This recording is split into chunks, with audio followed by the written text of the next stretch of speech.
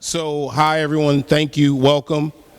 I'm doing a presentation with some colleagues of mine that have to do with a line of research around whistleblowing and emotional acumen to engage in whistleblowing. And we looked at it under the context of law enforcement and what's kind of happening out there in the public space. One of my colleagues is here today, but his presentation is the same time as this one, so he's in room 2 and I'm over here. So just a little bit of background. Let's talk a little bit about public attitudes towards police. This is something that was near and dear to my heart because as a young African-American male, I've had several encounters with the police. Not because I've committed any crimes, but because I've been pulled over for certain things like you fit the description.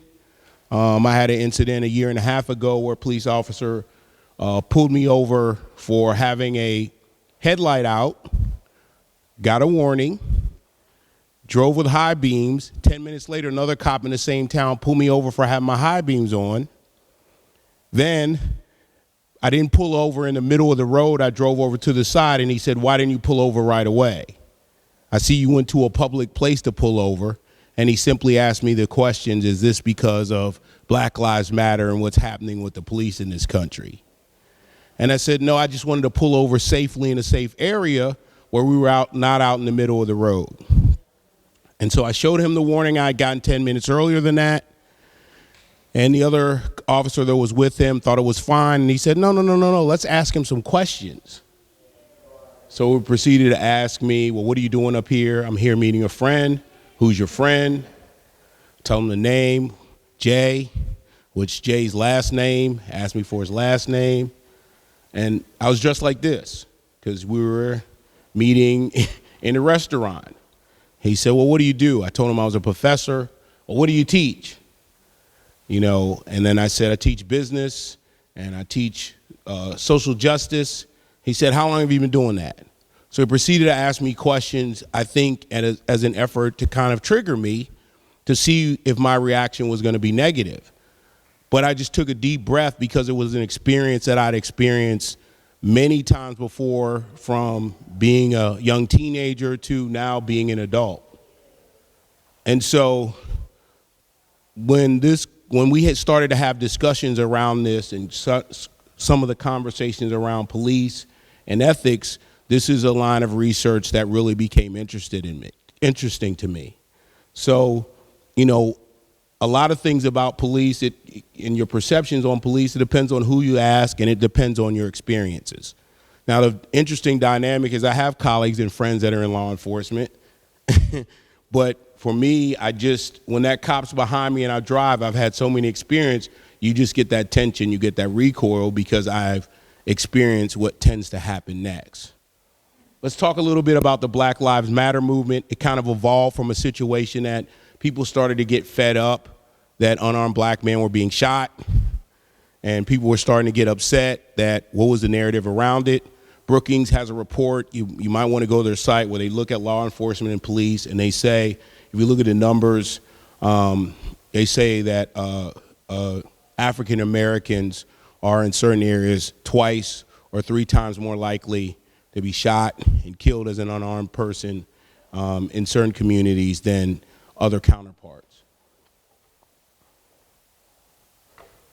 So let's look at some current things out there in the news. So one of the things we talk about, New York City, big city, and we're not just talking about this in the context of race, we're also having this conversation in the context of ethics. Because a lot of things that are occurring are not just in a racial component, but they could have something to do with, am I conducting myself in an ethic and professional way? So in New York, last year, they had the largest increase of misconduct in the last 10 years. So if you're looking at the public space of what's happening out there, these things are playing out in real life. And those of you all that are engaged in technology, there's a real fascinating dynamic now that we have this phone now where we can record things. And some people have come to the belief that they're going to be safer because I can record how you interact with me. But there's a real conflict of interest that occurs when you're recording a police officer and the district attorney has to investigate police officers, that he or she also need to testify and support them in court. So there's a weird dynamic around it. Historically, what tends to happen in this country is a lot of these cases that aren't prosecuted, and a lot of them aren't, tend to fall over to the Department of Justice. So if you think back of what happened with the Rodney King case in Los Angeles, the cops beat Rodney King. It actually got charged, goes to court, not guilty. So what happened with those officers they were prosecuted by the Department of Justice. But, that depends on, what the Department of Justice policy and approach is, whether those things will start to be pursued. So let's talk about this. Is real popular. So police chief in Biscayne, Florida, along with other officers, basically had unopened cases that they couldn't close. So the police chief instructed them to plant evidence and frame black people that didn't commit the crimes. Public news. So they went through their database and looked up people in the community that were African American that had been arrested before, and then they were instructed by their police chief to go out and fabricate, evidence against them. This is out there in the public space. So one of the things is, this is not to disparage police. We all need them. We need them to keep us safe. But this is about understanding the dynamics that occur a lot of times in police forces and the pressures around being a law enforcement officer, and how those pressures can influence whether you're ethical or unethical in terms of your behavior. It's a very, very stressful job to think you could be pulling someone over at the middle of the night. You're walking up to their car. You have no idea, what you're going to encounter. It's a very, very dangerous job. And let's not include the cops that are killed in traffic fatalities, things related to that. But what's really, really more important is to really understand how critical it is to create a culture where police act ethically and engage the public, and there's a level of public trust. There's an interesting dynamic that happens in the community where police are investigating crimes. A lot of times you need citizens as witnesses. A lot of times you need citizens to cooperate. And it's very, very difficult if the citizens in that community either feel the police are unethical or untrustworthy, or even have some intentional bias towards them or people in their community. So there's a lot of, when we started to do the research, there's a concept out there called ethical drifting, right? So the concept of ethical drifting is, it occurs when it's not dramatic. It happens when people slowly but surely start to drift off the way. So one of the things when you do the research on law enforcement is, it could be as simple as, I go to the local Starbucks and I put pressure on the Starbucks person not to charge me for my coffee, right? I'm a police officer, I'm a law enforcement officer, kind of help me out. And then what tends to happen is it can go up from there. Now, one of the challenges in law enforcement is they do this buddy partner thing where an experienced cop has an inexperienced cop. That episode when you watch Denzel on Training Day, where he comes and the first day he's with the rookie and the rookie's trying to figure out the ropes. He knows that the other senior cop is more respected. He wants his admiration. He wants that person to go back and tell the police chief or the commanding officer, I'm doing very well. But think about how those dynamics can be if that experienced officer is a little bit unethical, or is teaching that new officer, yeah, this is okay, we're able to do this. Don't worry about it. So one of the interesting facts is the Department of Justice put out a report that said that 33% of cops don't really understand the ethical policies in their own department. So they know these policies exist, but there's really no emphasis to really understand what are they, how do they function, how do they apply to me. And one of the things that leads to is creating a weak ethical culture. You know, if you think about your work environment you work in, if you don't know your boss's expectations or they're not clear to you, how are you going to meet them? I mean, you could unconsciously meet them just by whatever your values or your views are, but if you don't know them and they're not publicized, you know, then how do you know people are going to put an emphasis behind it? And then as a result, again, it creates this weird dynamic. If I don't know the ethical policies, how am I going to stand up and challenge someone if they're acting unethical? And also, how do I know what to do if I witness something? So we don't communicate the policies, I don't know where they are, then how can I stand up against those policies? So let's talk about Laquan McDonald, very public case. He was shot 16 times by Chicago police officers. When he was shot, 5 other police officers were there. Cops said he was threatening me. None of the 5 police officers came forward to challenge that account. But what they did not know was a police car was facing, there was a dash cam that shows he was walking away, shot in the back, right? So, and what was fascinating about it was the government took a long time to even release the video. Matter of fact, there was a lot of conversations, release the video, and there was a lot of back and forth before it was actually released. But at the end of the day, it was the shooting police officer fabricated a report about what happened. So one of the interesting dynamics is not just about that police officer, but what about the other 5 officers that were there, right? And what does that tell you? One officer shot them, but there were 5 other ones that could have stepped up. It might explain something about the culture. There's this whole concept of the blue wall of silence, right? So there's a weird dynamic too when you're a police officer and you need to rely on the person next to you to protect you. It's a really classic case in the 70s in New York, Serpico. You ever seen the movie Sylvester Stallone? There was corruption in the police department in New York. He wanted to challenge it. He started to challenge it. So what happened was the other police officers set up when they went in the raid, I think he got shot in the head or shot in the face. So they set up the raid that when we're going to attack, they're going to back away, and their whole plan was to shoot him. You know, there's a lot of conversation about don't be a rat, go along to get along. And so we have some interesting dynamics even now in this country beyond the police about the nature of whistleblowing and the dynamics around whistleblowing.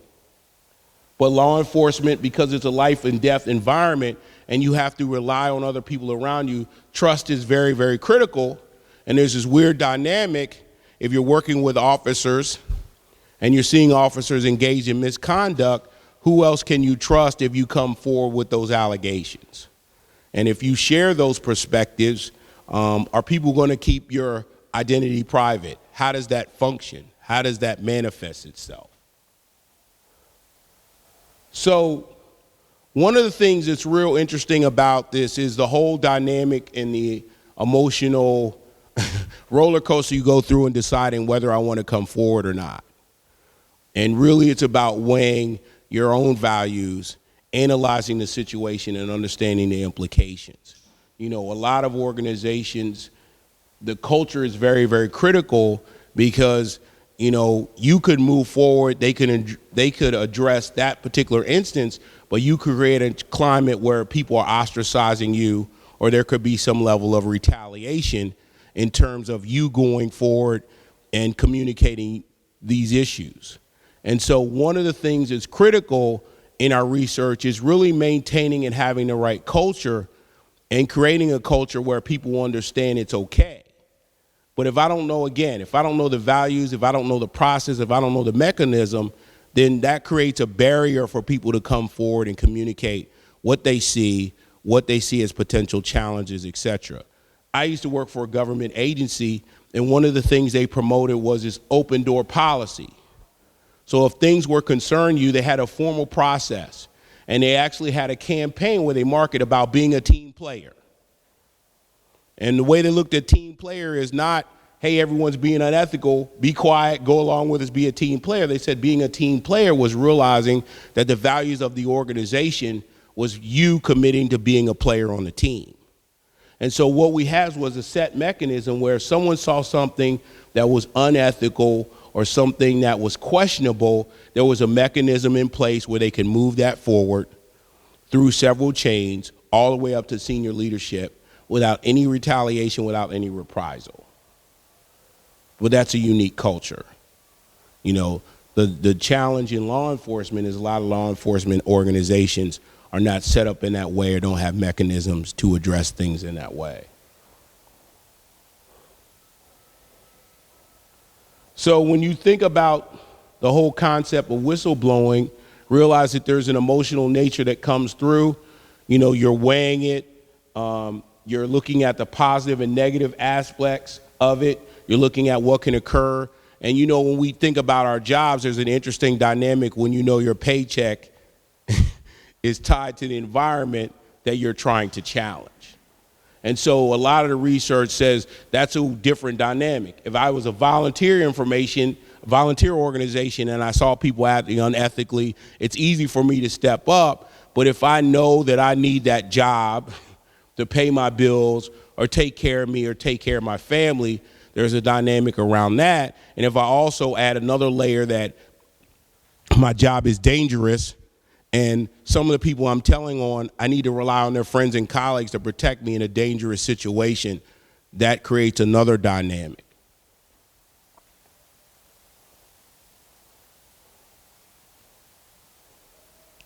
So one of the things that tends to happen when you talk about law enforcement is this whole thing of group behavior. You know, the best analogy I can give is in a playground. So one person that's popular gets together with other people and they start to bully one person. And so one of the things that starts to happen in an organization is if you're in an organization where a lot of people are conducting themselves in a certain way, there's a kind of follow the leader mentality that evolves in that organization where people tend to follow what the norm is. So if this is our culture, hey, this is our culture. I never forget, I worked at an organization where you find out about the dynamics around what I call in-group and out-group bias and dynamics in organizations. And so it kind of manifests itself organically. So a classic example is, let's say you went to Duke, and then she comes and she went to Duke, and you guys always talk about Duke, right? So you talk about the activities you're doing around Duke. I didn't go to Duke, so you don't really include me in the discussions. But there's a lot of dynamics that happen that you all are bonding over whatever your common experiences are or common activities in the workplace. And over time, you start to create a culture where you guys are all conducting yourself a certain way, and I'm kind of an outsider in that culture.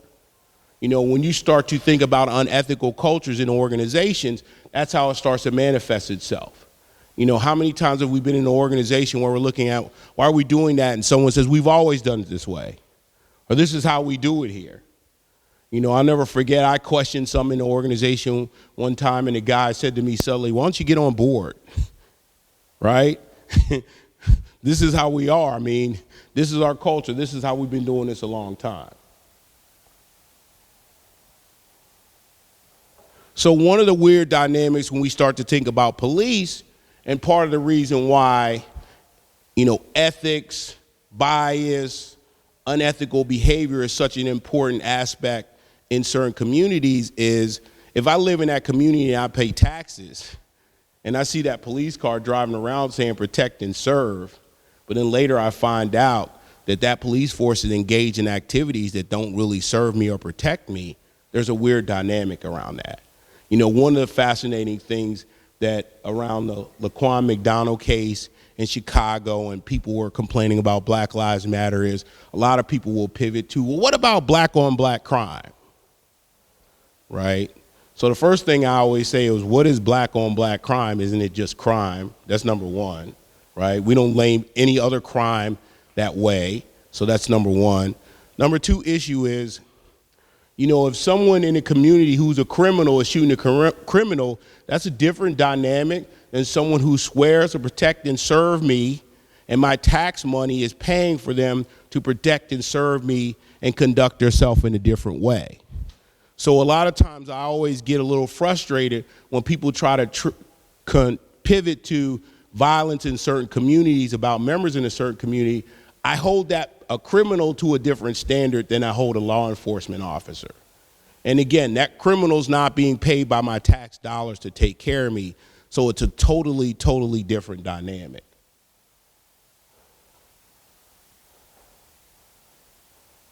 So let's really talk about the difficult job around being a law enforcement officer and why it's very, very difficult to really maintain the high road, you know, and why there are some challenges. So one of the challenges is, and this comes out in the research, is there needs to be more emphasis on why someone wants to be a cop, right? What's your motivation behind? Do you really want to serve the community, or do you want to be in an environment where you can exert power and authority on someone? You know, what are your motivations behind wanting to be in law enforcement? The other thing is normal self-assertiveness. Are you calm, or are you an in-your-face type of person, right? And the thing is emotional stability, emotional stress. The thing I talk about is emotional intelligence. Right? So when that cop pulled me over in that town, he kept trying to irk me, to challenge me, whatever. He was trying to needle me to get some kind of reaction out of me. Even though I was dressed with a shirt and tie on. I didn't have a hoodie on my head. I didn't look some certain way.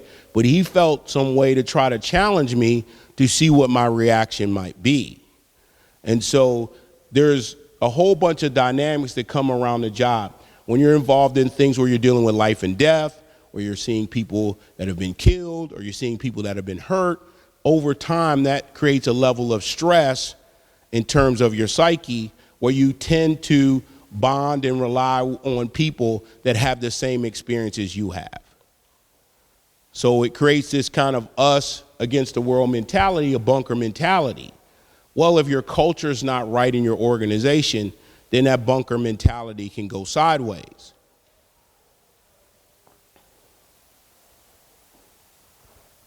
Sensitivity towards minority groups, right?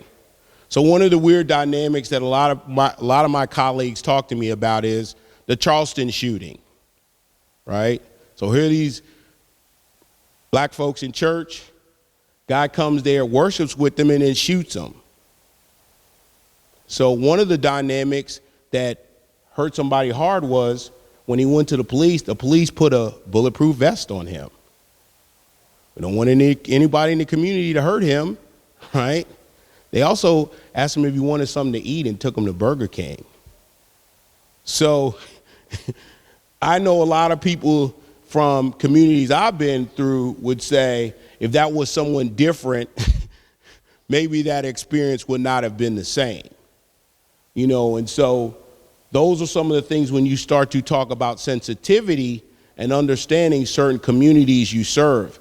It's fascinating. There, some of the organizations or law enforcement agencies that are being progressive about this are creating citizen oversight boards to allow citizens to engage.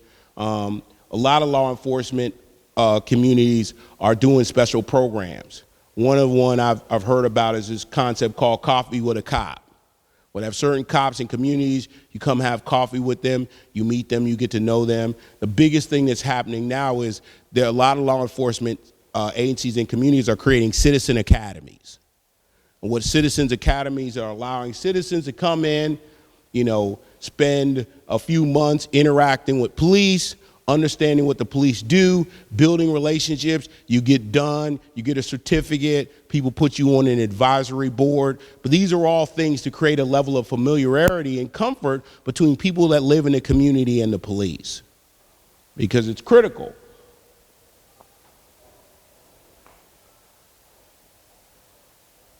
So let's talk about what the research says, successful officer. Collaborative leadership skills. It's not you against the citizens, right? The citizens can help you. Mature relationship with social authority. So one of the things is when you have a gun and a badge and you can lock people up, there's a sense of responsibility that comes with that. And so you have to treat it with such. There's a level of stewardship you need to have when you're engaging people in certain communities to make sure that you understand the power that you have in your hands around that job and around having that gun and around having those arrest powers. flexibility, integrity and honesty. So one of the things that happens is not only do you arrest people, but you have to show up in court, right? And you have to testify in court. Are you going to testify honestly? There's a case in Baltimore where a couple officers were out there, a younger officer was there, left his body cam on, the other officers turned theirs off. So the case is they actually show the officer planting drugs on the person that got arrested. And they review the other officer's body camera and sees these officers planting drugs. An active and outgoing nature. Bless you. So one of the things that's critical is to be able to engage people, not antagonistic, smile, interact with people. You know, I think it's a thing where if it's not life and death, you know, long fuse, you know, not 0 to 100, because again, it can escalate quickly if you're engaging people in an authoritative manner. Okay. So I think common sense and compassion are very, very important. You know, one of the things I believe in all of our workplace is sympathy and empathy is a lost art, and please and thank you is something that people don't do enough of. I've managed people, I still say please, even if it's a subordinate doing something, and I still say thank you. I think a lot of people don't focus on those particular values. I think please and thank you can go a long way. Sympathy and empathy can go a long way. You know, one of the things progressive organizations are looking at things like training their officers, not just on diversity, inclusion, and community engagement, but on things like motivational interviewing. So if you look at what's coming out of social sciences, things like restorative practice, restorative justice, there's a institution in Bethlehem, in Pennsylvania called International Institute of Restorative Practices.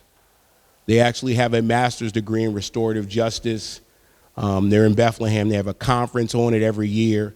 It's a 30 credit, 10 class program. You can do most of it online, but they're teaching you how to engage in a lot of these things. So they've got courses in, you know, restorative practice, narrative therapy.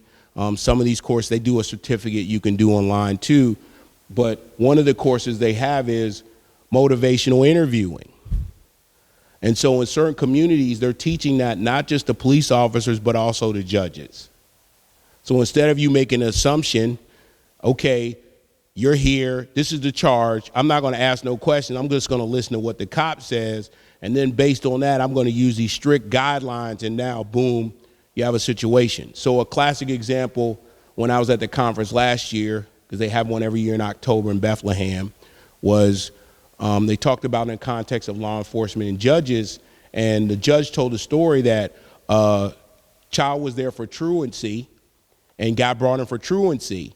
And one of the issues with the child being brought in for truancy was in normal session, a person would say, you've been warned, you're not truant, blah, blah, blah, you're suspended, you know, this is the conduct. But as the judge started to say that everything that looks a certain way isn't always what it is. So when the judge started to ask questions, what the judge found out was this young man did not have transportation to school. His mom was living paycheck to paycheck. She no longer had her car, so she had to take him on a bus a certain age, and she worked 3 jobs. So he wasn't truant to school because he didn't want to go to school. He was truant to school because there was a transportation issue. But teaching judges, law enforcement people to engage in that kind of dialogue instead of a rush to judgment or assumptions is a lot of ways that you can save a lot of time, a lot of taxpayers' money from assuming something is X, where if you ask some few questions, you'll find out that it might be Y.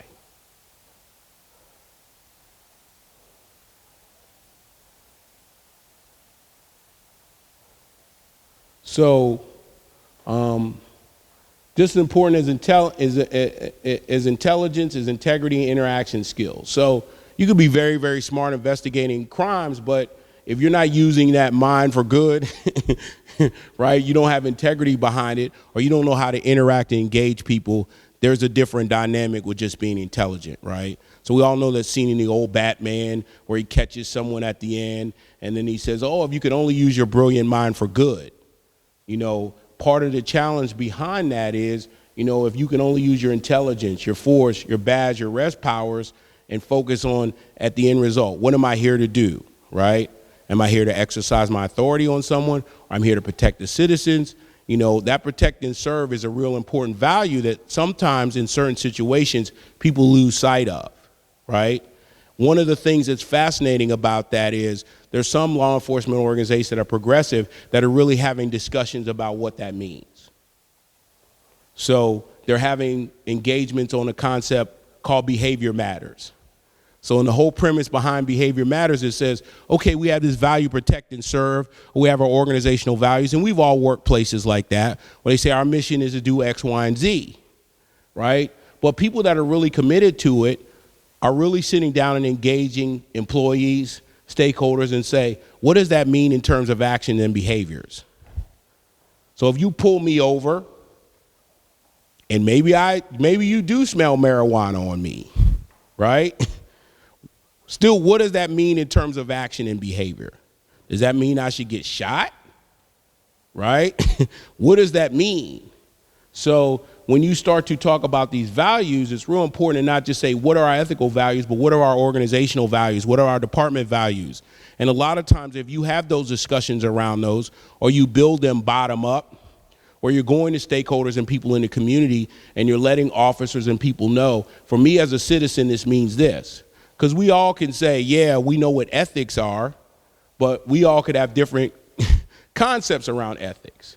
For you, ethics might be, I always tell the truth. For me, ethics might be, I work in a bank, I'm only going to take $100 a day when I could have took $5,000. So there's different dynamics of where people's compass is, but if you start to have discussions about those values and what they mean, you can shape people's perspectives about how they interact and engage people.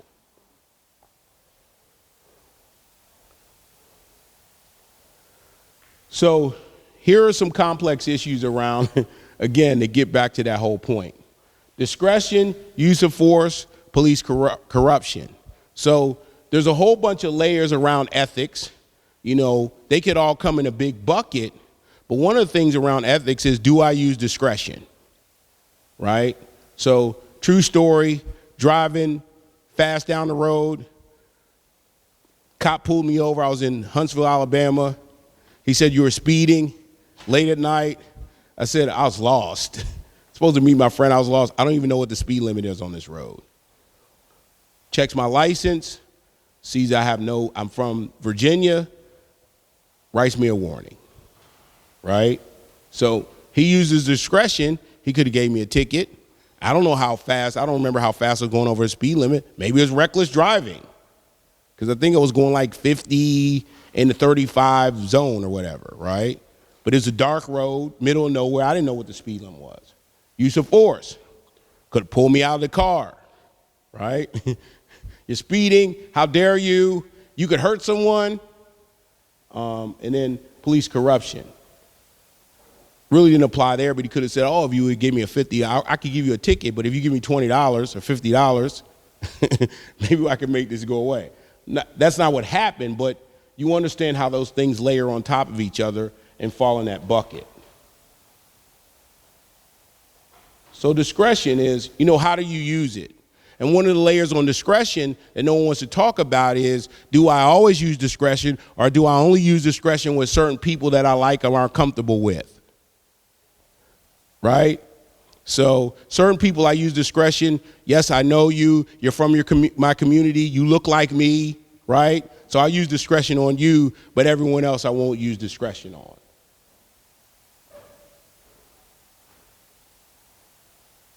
So it's all about using judgment instead of making formal rules. So realize, right, when a cop pulls you over, right, they have a variety of things they can do. They can give you a warning for speeding. They can give you a ticket. They could arrest you. They could hit you in the head with a billy club. I mean, those are all in the realm of what they can do. You know, really where we need to get in organizations and culture where people have flexibility. You know, you're giving most people the benefit of the doubt. Now, we know the interesting dynamics in certain places, and no one wants to talk about it, that as a law enforcement officer, you got to conduct so many activities during your shift and certain things, and we know that a lot of law enforcement organizations rely on revenue that they get from fines and things, and I understand the dynamic around that, but again, it's just thinking about that judgment in terms of decision making when you're having an interaction.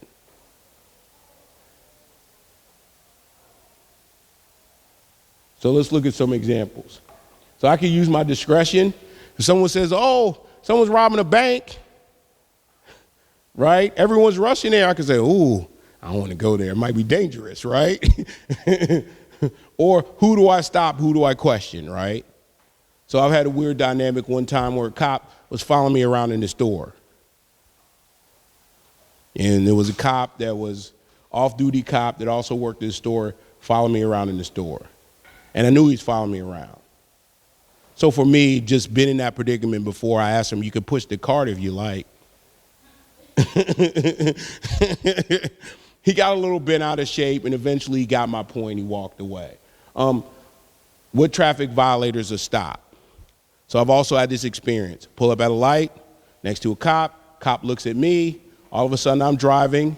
Let me drive the speed limit. He's driving slower and gets behind me and wants to pull me over. Common questions. Where are you coming from? Where are you going? Those types of things. And a lot of times, you know, it's a dynamic where you don't always challenge it because you know it can escalate. You know, as a citizen, as a person of color, my interaction with police, I've been taught by my mom and dad, and I teach my son the same thing, just comply, even though it's not fair. Classic example that happened to me about 2.5 years ago. I'm riding with a friend of mine. He's white. I'm in the passenger seat. So says the tail light, your brake light is out. So comes up, asks for his ID and his registration. I'm in the passenger seat. He asked for my ID. I'm not even driving. Why you ask for my? So my friend gets mad because he doesn't really understand. Why is he asking for your ID? You're not driving. But for me, I've been in that predicament before. I just hand him my ID, right? Because not only the officer heard my friend objecting, but he also responded to that. Well, if your friend has nothing to hide, he should just give me his ID, right? So for me, just growing up, understanding those interactions, I just hand him my ID, because then when he checks both of our IDs, then we can go on. If I try to escalate it to another level, then it becomes a different thing.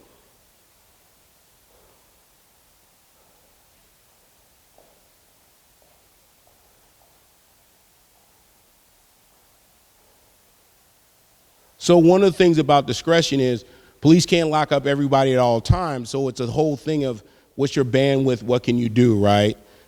Are you going to spend your time really locking up real criminals? Or are you going to spend your time unethically framing people? Or are you going to spend your time harassing people that really have not done anything illegally? So one of the challenges in certain communities is resources and how those resources are used. That's another aspect of discretion, right? Am I trying to give someone a ticket for jaywalking and harass them, or I'm really trying to catch criminals? You know, one of the fascinating things when the Rodney King situation came out in Los Angeles that kind of brought a flashback to me was a lot of people like, ooh, wow, I can't believe that. But I'll tell you a funny story. When I was younger, I was probably about maybe 12 years old, my parents took me to Disneyland.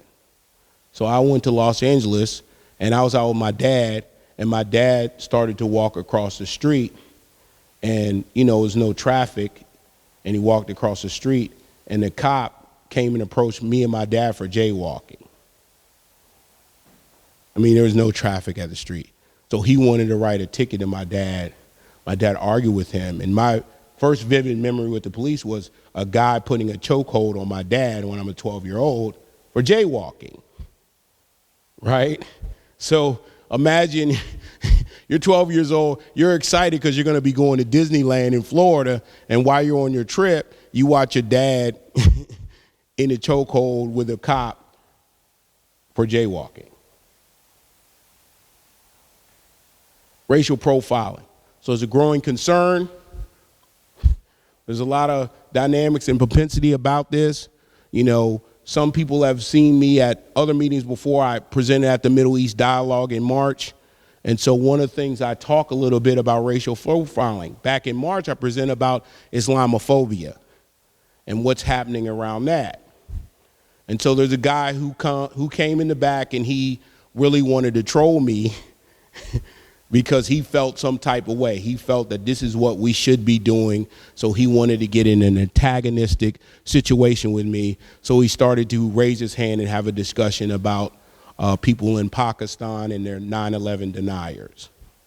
He said, what do you believe about these people in the Middle East? Now, I'm talking about the U.S. So he's going to flip it all the way to Middle East, and he's going to talk about these people that are 9/11 deniers, and how do I feel about that, even though that was not the context. I said, look, there's other people that aren't going to believe things all the time. I mean, we live in an environment. Just like you can't accept that and believe that, I can't accept people that believe Barack Obama wasn't born in this country, right? But, you know, everyone has their own beliefs and viewpoints. So I said, my whole thing is, we're racial profiling certain groups, but if you go back and look at the mass shooters in this country, most of them are not Arab, and most of them are not Muslim. You know, if we're really about racial profiling, let's look who's engaged in these shootings, and then if you really want to do profile, you'll profile them.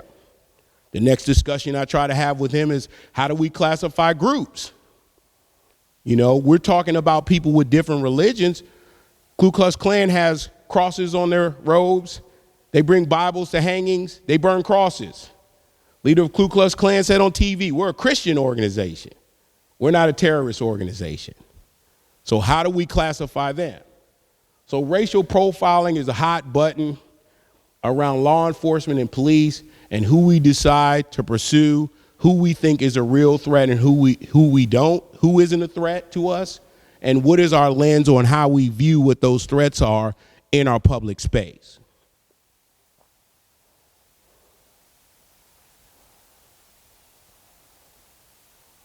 So let's look at discretion, right? So there's a new dynamic now when people around the lawsuit thing, around the interaction thing, because now we have a phone. So historically, it's your average Joe citizen against a cop, and most cops are not by themselves, so it's multiple cops against you. But now with the advent of the phone, now I can videotape it, so it doesn't matter what your 4 coworkers say. I got a videotape, and even got the sound recording it. Close supervision. Again, you know, there's some organization where you might be taught, hey, if a person gets pulled over, you give them a ticket every time, no leeway, whatever. How does that work?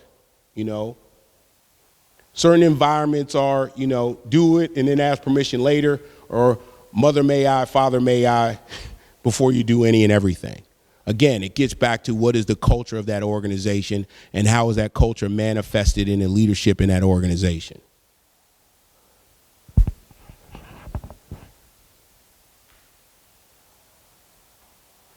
Excessive force. So this is an interesting dynamic that a lot of scholars are really starting to talk about right now, right? Because in several police academies, they're saying if someone's coming at you to shoot, you unload the whole gun, right? You know, Laquan McDonald got shot 16 times. The guy in, what is it, Sacramento, was in his mother's backyard, had a cell phone, got shot 20 times. So what are we training police officers to do, right? Can we train them to shoot you in the leg, right? Why are we training people to shoot people 16 times or unload, or 5 officers to shoot their whole clip? You know, what is the manifestation around that? And what is the public policy implications around that, right? We have marksmen in police. You're getting tested to be able to shoot. Seems to me like you should be able to shoot a person in a non-lethal location if you really wanted to incapacitate someone, especially if someone does not have a weapon. Now, if someone's pointing a weapon at you, that's a different dynamic. But we're talking about people getting clips unloaded in them that are unarmed. So what are our public policy viewpoints around excessive force? And how does that fit in the ethical compass of our organizations and how we engage engage communities?